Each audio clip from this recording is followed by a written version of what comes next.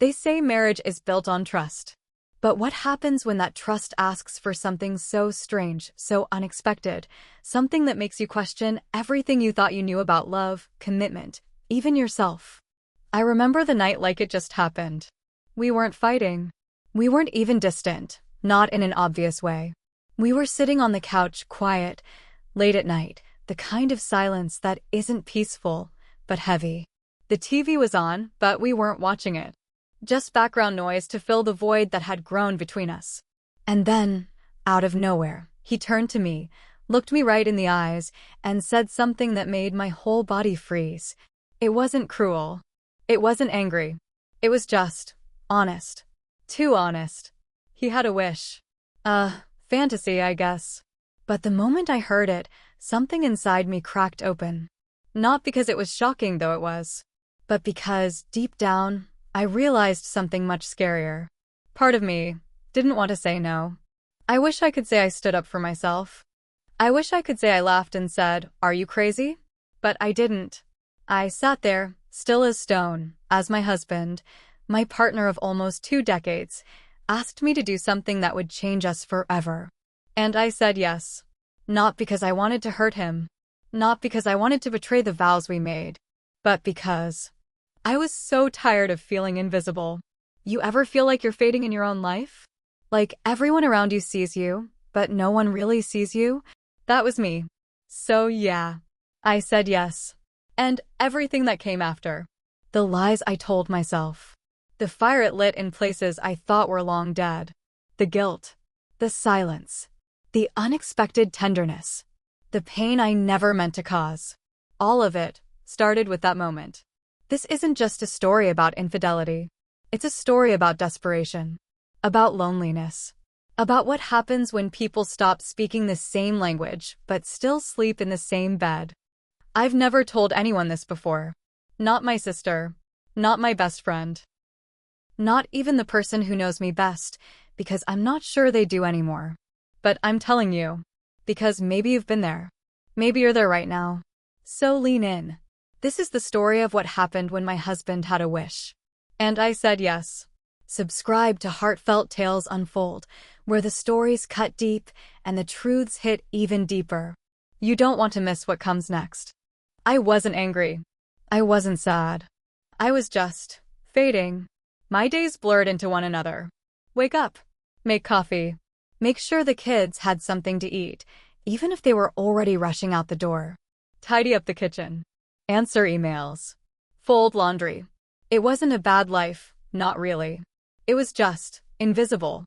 I felt like a ghost haunting my own home. Everything around me moved. Everyone had purpose. My husband had his work. The kids had their friends, their phones, their own lives. And I just filled in the empty spaces. My name is Melissa. I'm 42. I've been married for 17 years. And from the outside, we looked like a family that had it all together. Nice house in a quiet neighborhood. 2 kids in high school. No major drama. We were the family that waved politely at neighbors, hosted the occasional backyard barbecue, sent out Christmas cards on time. We smiled for pictures. But inside, we hadn't touched each other in months. Not in the way that mattered. He's a good man, my husband. At least, that's what I kept telling myself. He never yelled. Never cheated. Never stayed out late or made me worry. But somewhere along the way, he stopped seeing me. He became logical about everything. Efficient. Practical. He solved problems like he was managing a project at work. Even when I cried, those rare moments when I let the ache rise to the surface, he didn't get angry. He just analyzed it. Like I was an equation to fix. Maybe you need more sleep. Why don't you take a weekend for yourself? Have you tried journaling? I used to crave his touch. Now, I craved anything that would remind me I was still here. Still human. Still desirable. The kids, well, they were always busy. Jake's 17, into sports and gaming. Emma's 15, always locked in her room talking to her friends or scrolling through social media. They love me, I know they do. But I stopped being the center of their world years ago. So I filled my time with routines. Cooking meals no one really complimented. cleaning rooms that would be messy again by nightfall, making lists, running errands, trying not to think too hard about the way my husband barely looked at me anymore. We talked, sure, about the mortgage, about the car needing a service, about what time Emma needed to be picked up from her friend's house. But we hadn't really talked in a long time. And when he asked me that night, when he told me his wish, his fantasy, that thing he'd been thinking about, I realized something. It had been so long since he'd wanted anything from me. So long since I felt like I mattered to him. That even this strange, unexpected request felt like attention. It felt like being noticed. It felt like being real again. So I said yes. And that yes, that single word, broke something open inside of me. And nothing was ever the same after that. It was his idea to plan the weekend away. A small cabin by the lake, not too far from home, but far enough to pretend like things were okay. Just the two of us. No kids. No errands. No silent dinners or half-hearted small talk. I didn't expect much. We'd done this before, forced quality time, that felt more like obligation than connection. But still, I packed a bag. I told myself maybe this time would be different. Maybe the quiet, the water, the absence of distractions, maybe it would make us remember who we were before life swallowed us whole. The first night was uneventful. We cooked a simple dinner, sat on the porch, watched the sky turn from blue to purple. It was peaceful but distant. Like being next to a stranger you used to love. The second night, that's when it happened. We had wine with dinner. He poured me a glass like he used to, back when we were still playful. I smiled, because for a moment, it almost felt like we were ourselves again. We talked more than usual. Laughed even. And then he got quiet. He was staring into the fire when he said it. There's something I've thought about for a while. His voice was calm. Measured. I looked at him, curious. He didn't look nervous. He looked sure. He didn't dance around it. He didn't build up to it with soft, cautious steps. He just said it, like it was the most reasonable thing in the world. He said he wanted to try something. Something new. Something different. He said he wanted to watch me. With someone else. I laughed. Of course I laughed. It sounded absurd. Ridiculous. But he didn't laugh with me. He just kept staring into the fire, the glass of wine untouched in his hand. And that's when I realized. He wasn't joking. He meant it. He had thought about it. Planned it. Wanted it. My stomach dropped. Not from fear, but from confusion. What was this? A trap? A twisted test? Had he stopped loving me so completely that this was his way of saying, do whatever you want, I don't care anymore? But no. He explained it like it was a gift. Like he was offering me something. Freedom. Exploration. He told me he missed the fire in my eyes. Said he'd noticed how I'd been fading. Said he wanted to see me lit up again, even if it wasn't by him. I didn't know what to say. I should have been hurt. I should have been offended. But instead, I just sat there, stunned. And the worst part? A part of me didn't hate the idea. Not because I wanted to betray him. Not because I wanted someone else. But because I wanted to feel something. Anything. I missed being wanted. I missed being touched. I missed feeling like a woman, not just a wife or a mother or a roommate sharing bills and silence. I looked at him across that flickering firelight, and I saw the man I married, and also the man I no longer knew. And in that moment, the ground beneath our marriage shifted. Not with a crash, but with a quiet, careful crack. The kind of crack that doesn't look dangerous until one day, the whole foundation falls apart. The days after that conversation felt like walking through fog. Thick, heavy, disorienting. I couldn't shake his words. They wrapped around my mind like vines, tightening a little more every time I tried to ignore them. He hadn't brought it up again. He acted like everything was normal. As if he hadn't just cracked open a door neither of us could close again. I kept waiting for him to say, forget I said anything. Or maybe laugh it off, blame it on the wine. But he didn't. And I didn't ask. Instead, I replayed it. Over and over. The way he said it so calmly. So certain. Like he'd been living with the idea quietly for a long time. I kept wondering, was it a trap? Some twisted test to see how far I'd go? Was he daring me to cheat so he'd have an excuse to leave? Or was it real? Was he really so far removed from me, so detached, that the thought of me being with someone else didn't hurt him? It excited him? That thought alone made something twist in my chest. I couldn't help it. My mind went to all the nights I'd reached for him in bed and he'd turned away. All the mornings he left without a kiss. All the dinners where he sat scrolling on his phone while I sat quietly across from him, pretending not to care. The birthdays he forgot. The anniversaries he remembered too late. The compliments that stopped coming. There was a time he used to pull me into his arms just because. A time he used to look at me like I was the only woman in the room. I used to feel beautiful, alive. But lately, I felt useful. Like furniture. Always there. Always dependable. Never really seen. And now, out of nowhere, he was asking me to do the one thing I thought would end a marriage. But he wasn't ending it. He was inviting it. Requesting it. I tried to rationalize it. If this is what he wanted, then maybe I wasn't betraying anyone. Right? I wouldn't be sneaking around. It wouldn't be a secret. It would be something we agreed on. But every time I thought that, something in me recoiled. This wasn't who I was. I wasn't the kind of woman who needed permission to be wanted. Was I? Late at night, I'd lie awake next to him, listening to the sound of his steady breathing, wondering if agreeing would destroy what little we had left, or if it had already been destroyed long before he ever said a word. I thought about the way he used to touch me, the way my body used to respond to him so easily. Now, even brushing shoulders in the hallway felt unfamiliar.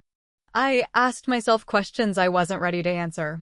Was I lonely or just tired?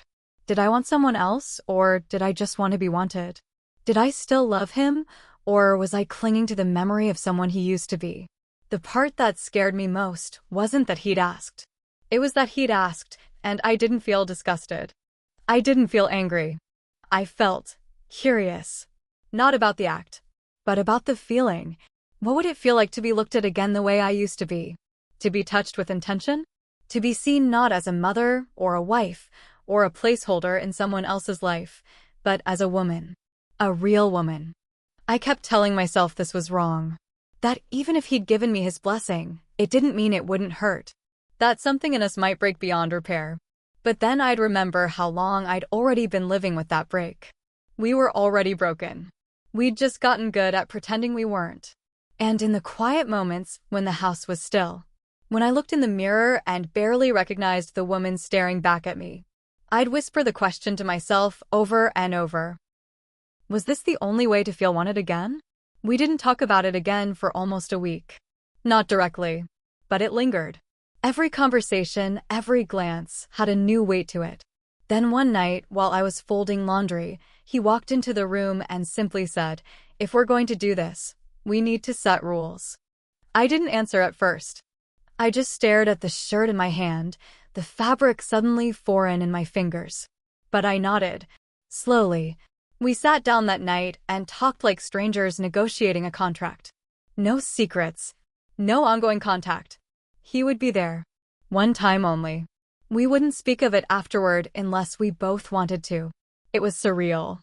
Like planning something intimate and destructive in the most polite way possible. But I agreed. To every condition. And then, he brought up Mark. Mark wasn't a stranger. He was someone we both knew. A friend of his from work, recently divorced. Kind. Soft-spoken. The type who always offered to help carry groceries to your car or fix things without being asked. I'd never looked at him that way before. But now, everything had changed. My husband said Mark might be open-minded. Said he trusted him. Said if it was going to be anyone, he'd feel safer knowing it was someone he respected. I wanted to protest. But I didn't. Because deep down, I was curious.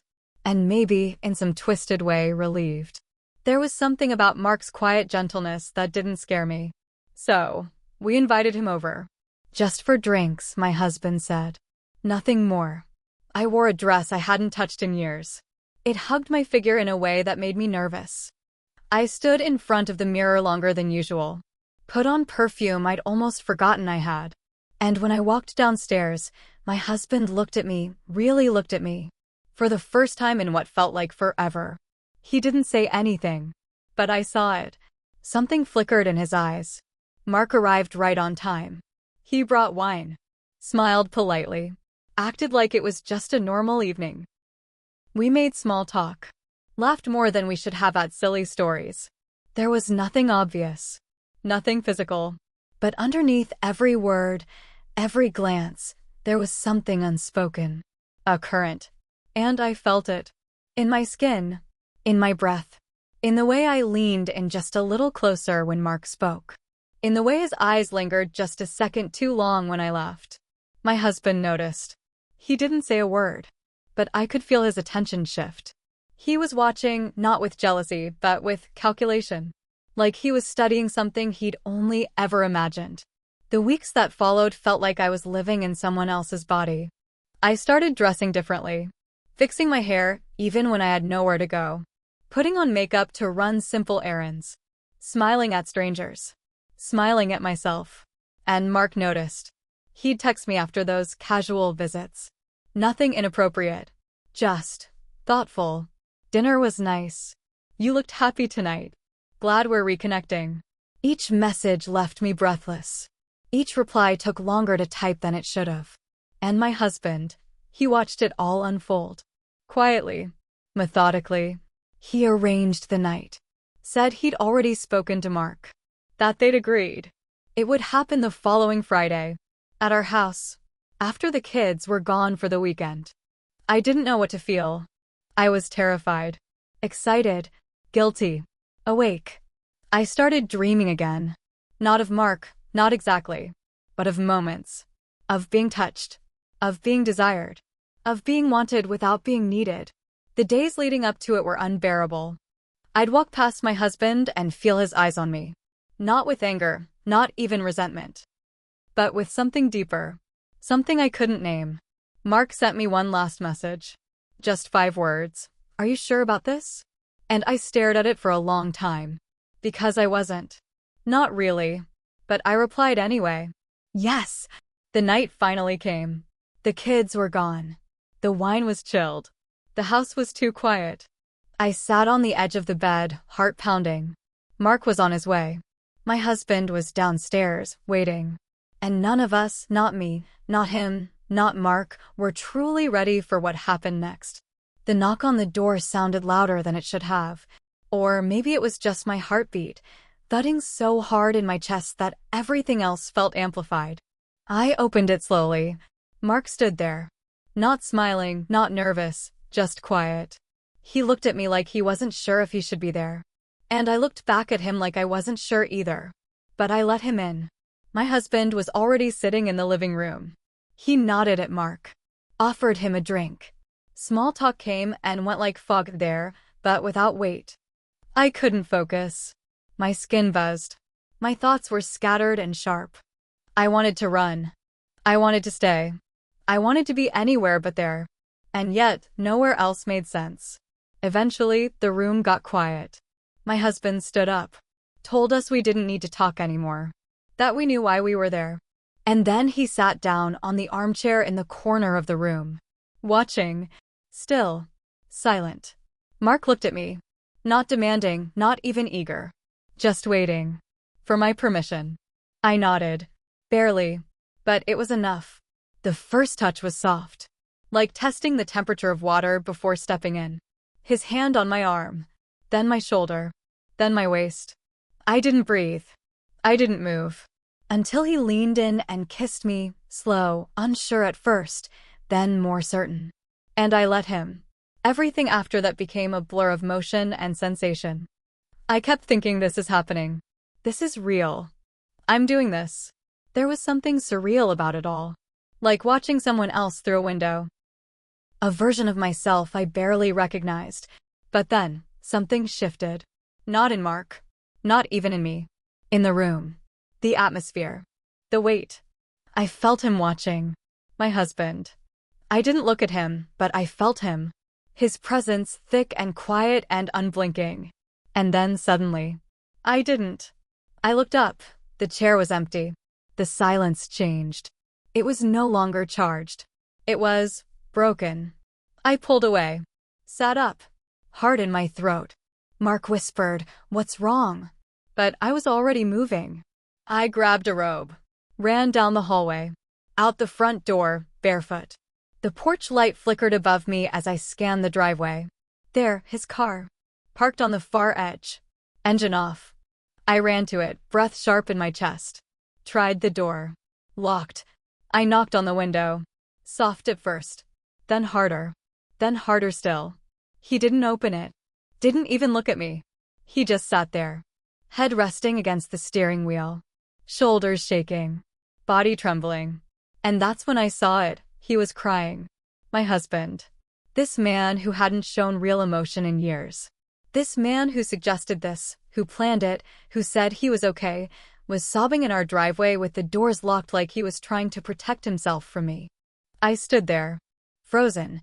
Roped clutched around me like armor that wasn't working. I didn't know what to do. I knocked again. Whispered his name. He didn't move. And in that moment, the weight of everything came crashing down. The rules. The planning. The logic.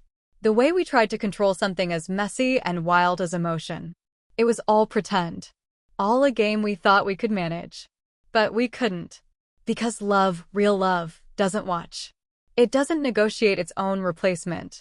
It doesn't sit in the corner and stay quiet while the person you once held closest is touched by someone else. He thought he could handle it. And maybe I thought I could too. But we were both wrong. I rested my forehead against the window. Eyes closed. Breath fogging the glass. Inside that car was the man I had built a life with. And inside that house was the moment I had just torn that life apart. The silence that followed was heavier than anything I'd ever felt before. He didn't speak to me that night. He didn't come back inside. Eventually, sometime after midnight, I heard the car start, and then it was gone. I stayed in the living room until morning, still wearing that robe. Mark had left quietly. He didn't say much, just gave me a look I couldn't quite read. Pity, maybe? Or regret. But not judgment. I sat there, staring at nothing. Numb. Not because I didn't feel anything, but because I felt too much. The next morning, my husband came home. He didn't look at me. He didn't say a word. Just walked past me, into the bedroom, closed the door. And that's how the days went. Cold. Still. Quiet in the most violent way. He didn't yell. He didn't accuse me. He just shut down. I tried to reach for him. Tried to speak. Tried to explain, even though I didn't have the right words. "You wanted this, remember?" I said once, barely above a whisper. He looked at me then, really looked. His eyes were red, tired. And all he said was, "I didn't think it would hurt this much." That's when I realized. He never wanted this. Not really. He didn't want to share me. He didn't want to see me with someone else. He wanted to feel chosen again. He wanted to test how far I'd go to reignite something we'd both let fade. He wanted to see if I'd say no, if I'd fight for us, fight for him. But I didn't. I said yes. Because I was tired. Because I was empty. Because I thought this was the only way to matter again. And now, all that remained between us was this invisible wall. Thick and tall and impossible. He stopped sitting next to me on the couch. Stopped eating dinner at the table. He left earlier for work. Came home later. Slept on the edge of the bed without turning his back to me, but without facing me either. I wanted to scream. Shake him. Tell him I did it for us. That I thought it would fix something. That I was just trying to feel alive. But I didn't. Because the truth was too ugly. And I wasn't sure even I believed my reasons anymore. We were broken before. But now, we were hollow. I had given him what he asked for. And in doing so, I'd taken away the one thing he didn't know he still needed, the belief that I still belonged only to him. And the worst part? He never said it out loud. But I saw it in his eyes every time he looked at me. He would never see me the same again. Did I do this to save my marriage or destroy it? That question sat with me everywhere I went. In the kitchen while I stirred coffee, I no longer wanted to drink. In the shower, where I scrubbed my skin until it turned red, as if I could wash off what I'd done.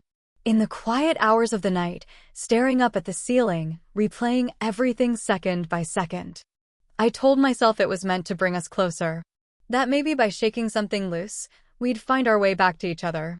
But the truth was, some things, once broken, don't fall back into place. They scatter.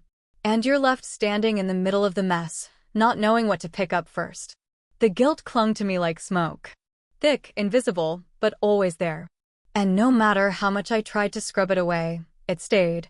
I'd sit at the table with my hands in my lap, listening for his footsteps, hoping he might talk. He didn't. He stopped sleeping in our bed. Started taking his pillow to the guest room, without a word, like it had always been that way. And somehow the silence became its own language. Louder than shouting. Colder than indifference. But the hardest part was that deep down, beneath all the shame and confusion and pain, I couldn't deny what I felt that night. With Mark, I felt seen. Not as a wife. Not as a mother. But as a woman. Someone with desire. With a body. With a heartbeat. That terrified me. Because it shouldn't have taken someone else to remind me I was still alive. It should have been him. The man I built a life with. But it wasn't. And that truth tore through me every single day. One afternoon, as I was folding laundry in the living room, Emma, my daughter, walked in. She hovered in the doorway for a second. Then asked, softly, "Are you and Dad okay?" It hit me like a punch to the chest. Because no matter how much we tried to keep it from them, kids always know. They feel it in the pauses. In the tension between words. In the way hugs become shorter. In the way eye contact disappears. I forced a smile. Said, "We're just going through something." She nodded, but her eyes didn't believe me. And then she left. Quiet. Careful. Like she didn't want to break anything else. That night, I stood outside the guest room door for almost 20 minutes. Hand raised, ready to knock. But I didn't. Because I didn't know what I would say. Sorry? He wouldn't believe it. I love you? He wouldn't feel it. Please come back? He already had one foot out the door. So I walked away. And cried in the kitchen.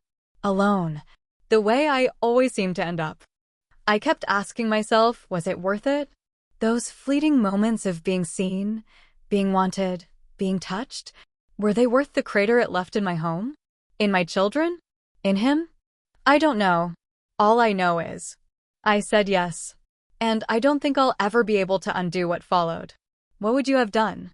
If the person you loved, the one you built a life with, raised children with, shared years and quiet dinners and tired mornings with, looked you in the eye and asked for something that shook the ground beneath your marriage, would you have said no? Would you have said yes? Would you have walked away before the silence turned to desperation? Because I thought I was choosing connection. I thought I was choosing us. But maybe I was choosing not to be invisible. Have you ever made a choice that you thought would heal, but only wounded deeper? A decision that made sense in the moment, but in hindsight, chipped away at everything you were trying to protect? I want to know. Because I don't have all the answers. And maybe, just maybe, someone out there has felt what I felt. Please, share your thoughts in the comments. I'm listening. And don't forget to like and subscribe to Heartfelt Tales Unfold, so you never miss a story that cuts straight to the heart. Because sometimes, the heart speaks in silence. And sometimes, the things we agree to in desperation leave wounds that take a lifetime to heal. My husband had a wish. And I said yes. But now, I wonder if saying no would have saved us both.